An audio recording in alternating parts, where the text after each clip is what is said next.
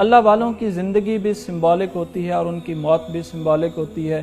وہ جیتے بھی بڑے کاز کے ساتھ ہیں اور وہ مرتے بھی کسی بڑے مقصد کو لے کر ہیں۔ ایک ایسا ہی واقعہ گزشتہ دنوں سعودی عرب کے اخبارات میں چھپا، پوری دنیا کے جتنے بھی عرب اخبارات میں ہیں سب میں یہ خبر آئی۔ جامع مسجد الفریان جو ریاض میں واقع ہے، وہاں کے مؤذن اور معلم کے حوالے سے، جن کا نام الشیخ محمد قاسم جعفری بتلایا گیا ہے، وہ وہاں پر اذان بھی دیتے تھے اور قرآن پاک کی تعلیم بھی دیتے تھے، اور نصف صدی سے زیادہ انہوں نے وہاں پر قرآن پاک پڑھایا اور لاکھوں بچوں کو قرآن پاک کا حافظ بنایا، کسی کو ناظرہ پڑھایا، کسی کو تفسیر پڑھائی، کسی کو اس کا مفہوم سمجھایا، یعنی نصف صدی سے زائد قرآن پاک کی بھی خدمت کی اور ساتھ ہی ساتھ مسجد کی بھی خدمت کی۔ سفر حضر میں وہ قرآن پاک پڑھتے ہوئے نظر آتے تھے، ہر وقت ان کی زبان پر قرآن پاک کی تلاوت رہتی تھی۔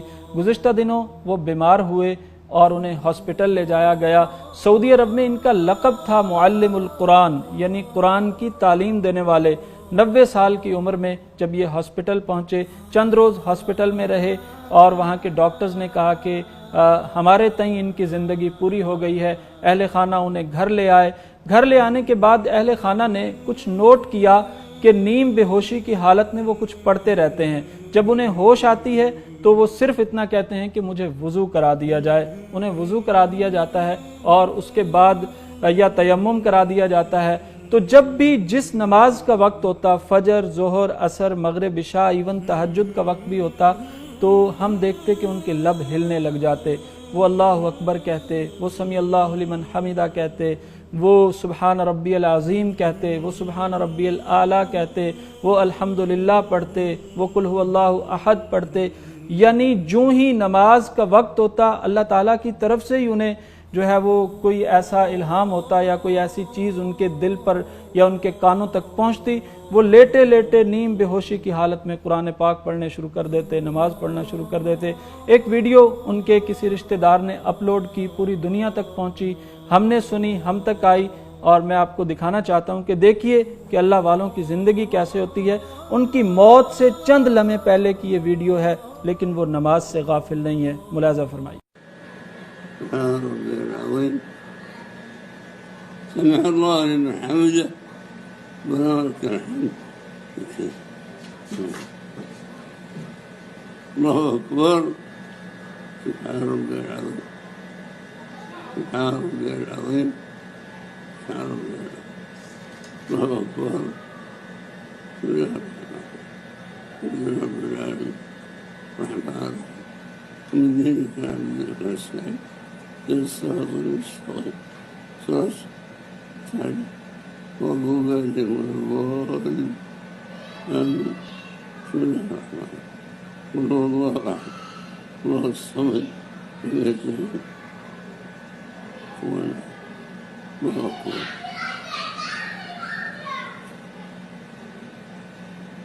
سمع الله لمن حمده۔